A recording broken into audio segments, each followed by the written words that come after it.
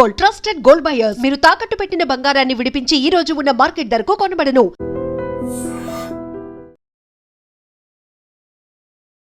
నమస్తే, welcome to I dream. నేను వలి. Live call లో జాయిన్ అయ్యారు మార్కెట్ అనలిస్ట్ ప్రశాంత్ గారు. సార్ తో మాట్లాడదాం. సార్ నమస్కారం. నమస్కారం వలి గారు. ప్రశాంత్ గారు, నిన్న పరేడ్ గ్రౌండ్ లో ప్రధానమంత్రి మోదీ గారు ప్రసంగిస్తూ ఒక సంవత్సరం వరకు ఎవరూ కూడా మీ ఇంట్లో ఏ శుభకార్యం జరిగినా బంగారం కొనొద్దు అని చెప్పి చాలా క్లియర్ గా ఆయన ప్రజలకు చెప్పడం జరిగింది. అంటే చాలా మంది ఇప్పుడు డౌట్స్ వస్తా ఉన్నాయి. అంటే ప్రతికూల పరిస్థితులు అంటే ఇంకా ఎంత దారుణంగా ఉండబోతున్నాయి, భవిష్యత్తులో చాలా ఇబ్బందికర పరిస్థితులు ఏమైనా దేశానికి రాబోతున్నాయా అని ఒక చర్చ జరుగుతుంది సార్. మనం యాక్చువల్ గా బంగారం ఏ శుభకార్యం జరిగినా సరే భారతీయులు బంగారం మీద ఎక్కువ దృష్టి ఉంటుంది. అలాంటిది ఒక సంవత్సరం వరకు అసలు అటు వైపే చూడొద్దు అని చెప్పి ప్రధాని అనడంతో పరిస్థితులు కొంత గందరగోళంగా మారిన సిచ్యువేషన్ ఉంది. ఎలా చూస్తారు దీన్ని? ఏం చెప్తారు మీరు ఒక మార్కెట్ అనలిస్ట్ గా? ఖచ్చితంగా అండి. ఇప్పుడు దాదాపుగా అంటే చాలా విషయాలు చెప్పారు. అంటే ప్రధానంగా మనం ఏంటంటే ఇది ఏదో బంగారుకు సంబంధించిన అంశం కాదు. బంగారు వల్ల మన దేశానికి ఏదో జరుగుతుంది అనేది కాదు. బంగారు ప్రైసింగ్ గురించి సంబంధించింది కాదు. అసలు ఇది బంగారుకి సంబంధించిన విషయమే కాదు. కాకపోతే ఇది మన యొక్క భారతదేశ యొక్క ఆర్థిక వ్యవస్థ ఎలా ఉందంటే మనది చాలా ఇంపోర్ట్ డ్రివెన్ ఎకానమీ. అంటే మన దేశంగా తయారు చేసే ఎక్స్పోర్ట్స్ కంటే ఇంపోర్ట్స్ చాలా ఎక్కువ ఉంటాయి మనవి. మనం చేసే ప్రధానమైన ఎక్స్పోర్ట్స్ మీకు తెలిసిందే ఐటీ సర్వీసెస్, ఫార్మా రంగంలో, తర్వాత కొంచెం వ్యవసాయ సంబంధించిన ఫార్మింగ్ సంబంధించినవి, బట్టలు, సిల్క్ ఇలా కొన్ని ఉన్నాయి. వీటికంటే మనం ఇంపోర్ట్ చేసుకునేది 88% మనం ఆయిల్ ఇంపోర్ట్ చేసుకుంటాం భారతదేశం. సో అలాగే మనం గోల్డ్ కూడా ఇంపోర్ట్ చేసుకుంటాం. సో చాలా చాలా ప్రీషియస్ మెటల్స్ అన్ని కూడా చాలా ఇంపోర్ట్స్ చేసుకుంటాం. రక్షణ వ్యవస్థ సంబంధించిన ఫైటర్లు ఇవన్నీ హై వాల్యూ గూడ్స్. సో ఎప్పుడైతే మనం ఇంపోర్ట్ డ్రివెన్ ఎకానమీ ఉన్నప్పుడు మనం ఖచ్చితంగా అంతర్జాతీయంగా ఏ వస్తువు కొనాలన్నా డాలర్ల మీద భారం పడుతుంది. సో మన దేశం దగ్గర ప్రతి ఒక్కరికి తెలుసో లేదో విదేశీ మారక ద్రవ్య నిల్వలని దాదాపుగా మన దేశం యొక్క అత్యవసర పరిస్థితులు అంటే 91 నాటి పరిస్థితుల్లో భారతదేశం ఏది కొనలేని స్థితికి వెళ్ళిన ఆ రోజుల్లో ఆ దేశం నుంచి మన విదేశీ మారక ద్రవ్య నిల్వలు ఫారిన్ ఎక్స్చేంజ్ రిజర్వ్స్ కింద దాదాపుగా 700 బిలియన్లు డాలర్లు వర్త్ మన దగ్గర పెట్టుకొని ఉంటాం. సో అందులో నుంచే మనము ఏదైనా సరే ఇంపోర్ట్ ఎక్స్పోర్ట్ మధ్య ఉన్న వ్యత్యాసాన్ని డాలర్లలో పూరించాల్సి ఉంటది. సో ఎప్పుడైతే మనం ఇంపోర్ట్స్ అనేటివి ఎక్కువైపోతున్నాయి, ఎక్స్పోర్ట్ తగ్గుతున్నాయో అటువంటి టైంలో మన దేశంలో ఉన్న డాలర్ నిల్వలపై భారం పడి మన రూపాయి అనేది క్షీణించుతూ వెళ్తుంది. డాలర్ల డిమాండ్ పెరుగుతుంది. సో ఇది పెరగడం వల్ల మన దేశీయంగా ఒక మాంద్య పరిస్థితి వస్తుంది, అంటే ఇన్ఫ్లేషన్ వస్తుంది. కాబట్టి అటువంటి పరిస్థితులు రాకుండా ఉండాలంటే మనం డాలర్ డిమాండ్ తగ్గియాలి. డాలర్ అంటే సార్ ఇప్పుడు ఎక్స్పోర్ట్స్ తక్కువ ఉన్నాయి, ఇంపోర్ట్స్ ఎక్కువ ఉన్నాయి అన్నది ఇప్పటి నుంచి కాదు కదా, ఎప్పటి నుంచో దశాబ్దాలుగా నడుస్తున్నటువంటి పరిస్థితే కదా. ఇప్పుడు ఇవాళ పర్టికులర్ గా అసలు సంవత్సరం వరకు మీరు కొనద్దు అని ఇప్పుడు చెప్పడాన్ని ఎట్లా చూడాలంటారు?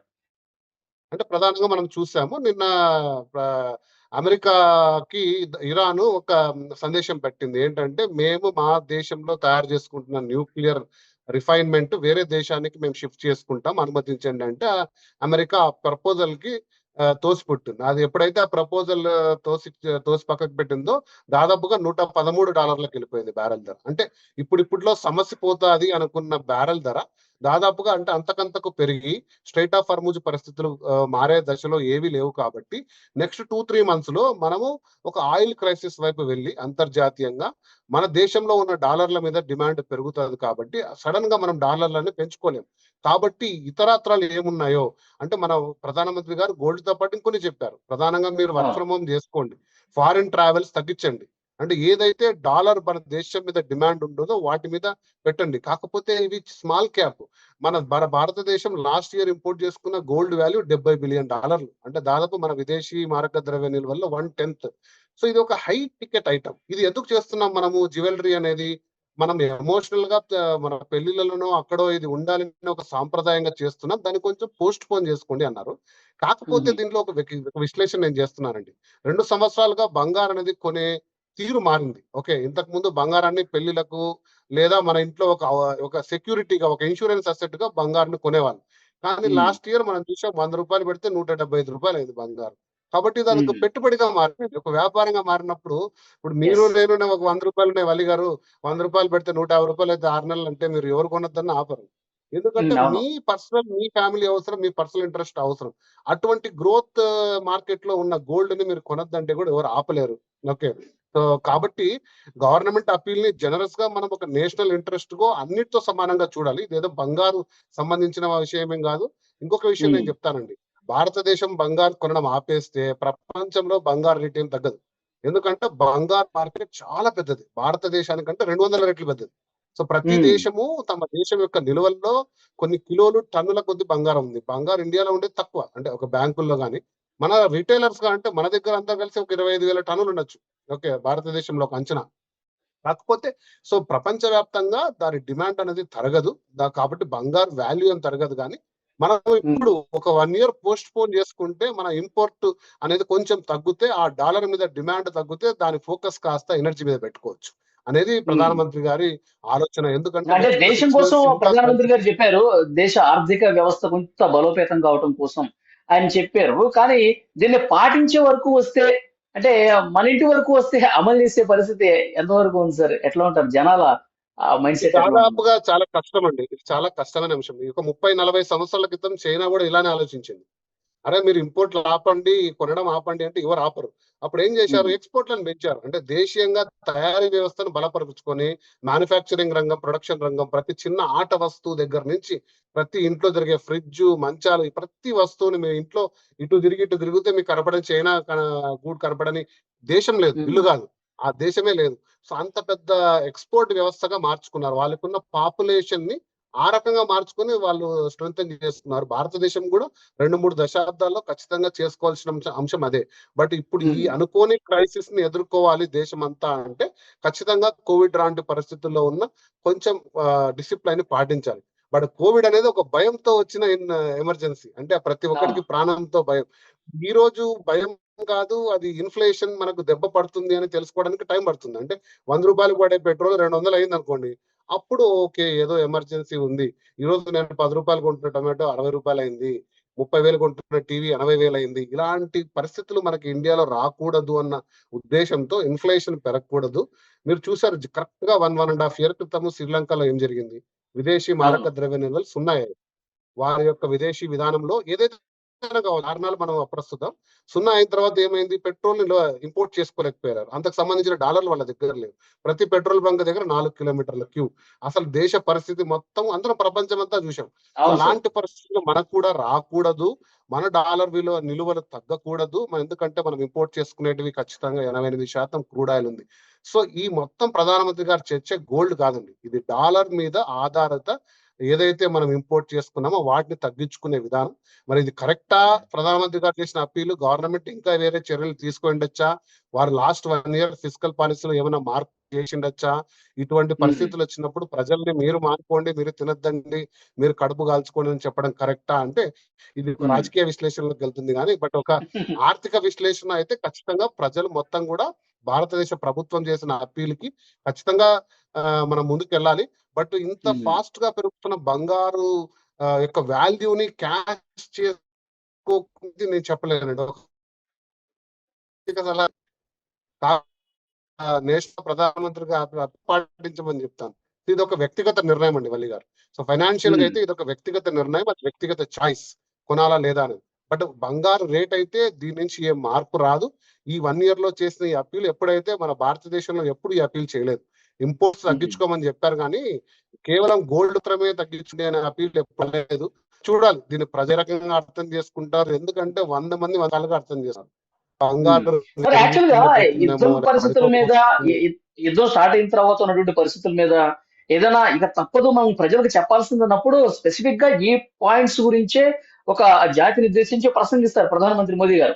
కానీ పరేడ్ గ్రౌండ్ లో పార్టీకి సంబంధించిన ఒక మీటింగ్ లో దేశం గురించి, ఆర్థిక వ్యవస్థ గురించి మాట్లాడుతూ ప్రజలు ఇట్లా ఉండాలని ఒక రాజకీయ మీటింగ్ లో చెప్పడాన్ని అంటే ఎట్లా చూడాలి? అంత సీరియస్నెస్ గా తీసుకోవాల్సినటువంటి అవసరం ఉందా లేదా?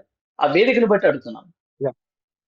100% అండి. మీరు చెప్పింది చాలా చక్కగా చెప్పారు. ఎందుకంటే అది అసలు వేదికే కాదు. ప్రధానమంత్రి గారు మన్ కీ బాత్ అని చక్కగా భారతదేశ ప్రజలందరూ పంచుకునే ఒక అఫీషియల్ ప్రోగ్రామ్ లో షేర్ చేసుకోవచ్చు. ఎందుకంటే మీరు ఇంతకు ముందు ప్రధానమంత్రి గారు ట్వీట్ చేసి చెప్పారు, కోవిడ్ లాంటి పరిస్థితులకు ఎదుర్కోవడానికి సిద్ధంగా ఉండండి అంటే. మీరు చూసారు హైదరాబాద్ లో పెట్రోల్ పరిస్థితి ఏమైందో ఆ ఒక్క ట్వీట్ తో. సో కాబట్టి వీటన్నిటి కూడా బ్యాలెన్స్డ్ గా చూసి ఆలోచించి దేశం అంటే కొన్ని గైడ్ లైన్స్ రిలీజ్ చేయాలి. కొంచెం అంటే ప్రజలకు సంబంధించి కేవలం ఇదొక ఒపీనియేటెడ్ గా మాట్లాడడం, ప్రధానమంత్రి గారి పొజిషన్ లో ఒపీనియేటెడ్ గా మాట్లాడితే అవి చాలా స్పెక్యులేషన్స్ కి దారిస్తాయి. అది ఏమైండొచ్చు. ప్రధానమంత్రి లాంటి వ్యక్తి కమ్యూనికేషన్ ఇచ్చినప్పుడు క్రిస్టల్ క్లియర్ గా ఉండాలి, మన దేశంలో ఇవి ఉన్నాయి, మీరు ఇవి చేయాలి అనేది. సో ఒక ఒపీనియేటెడ్ డిస్కషన్ లాగా నాకు అనిపించింది. బహుశా ఆ వేదిక కరెక్ట్ కాదేమో. మరికొద్ది రోజుల్లో పిఎం ఆఫీస్ దగ్గర నుంచి కానీ, అఫీషియల్ వేదికల నుంచి కానీ మన గవర్నమెంట్ ద్వారా ప్రజలు తీసుకోవాల్సిన చర్యలేంటి, దానికి ప్రభుత్వంలో కూడా ఏం సహకారం ఇస్తున్నాం మనం, ఎలాంటి గైడ్ లైన్స్, ఎలాంటి పాలసీ ఇస్తున్నాము. ఎందుకంటే అప్పీల్ చేసి వదిలిపెడితే అయిపోదు కదండి. కోవిడ్ టైంలో మీరు ఇళ్లలోకి బయటికి రావద్దని అప్పీల్ చేయలేదు.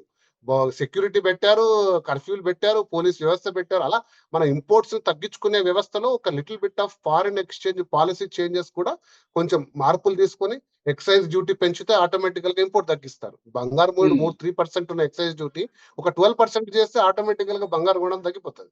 సో ఇలాంటి చర్యలు ఏమైనా తీసుకుంటారా అనేది కూడా మనం చూడాలి ఫిజికల్ డిసిప్లైన్ కోసం. కాబట్టి ఇది ఏదైతే మోడీ గారు చేసిందో ఇది బంగారు గురించి కాదు. ఇది ఒక డాలర్ రూపీ యొక్క ఎక్స్చేంజ్ ట్రేడ్ డెఫిసిట్, అంతర్జాతీయంగా ఆయిల్ పై పెరుగుతున్న అమెరికా ఇరాన్ యొక్క యుద్ధ సమయంలో oil strait of Hormuz oil పై పెరుగుతున్న ఏదైతే మనకు ఆందోళన ఉన్నదో వాటికి సంబంధించిన ఇది గోల్డ్ కి సంబంధించింది కాదు. కాకపోతే మనం ఈ రోజు ఈ విపత్కర పరిస్థితే కాదండి వలి గారు, మనం కూడా మన ఎక్స్పోర్ట్ ఇంప్రూవ్ చేసుకుంటేనే ఇలాంటి పరిస్థితి మనం ఎదుర్కోగలం. ప్రతిసారి మనకు ఎమర్జెన్సీ వచ్చినప్పుడు మనము ఇంపోర్ట్స్ మానేయండి అనేది కరెక్ట్ కాదు. చైనా తీసుకున్న చర్యలు ఏదైతే 30-40 ఏళ్ల కిందట భారతదేశం ఖచ్చితంగా పెరుగుతున్న జనాభా అనుగుణంగా ఎక్స్పోర్ట్స్ పెంచే క్రూడ్ ఆయిల్ సిచ్యువేషన్ ఎట్లా ఉండబోతుంది సార్? వర్క్ ఫ్రమ్ హోమ్ చేసుకోండి, మీరు ఎక్కువ ప్రయాణం చేయొద్దు, పొదుపుగా వాడుకోండి, దీన్ని కూడా ఎట్లా అర్థం చేసుకోవాలి? రాబోయే రోజుల్లో ఇంకా కఠినంగా ఉండే అవకాశం ఉందంటారా పరిస్థితులు?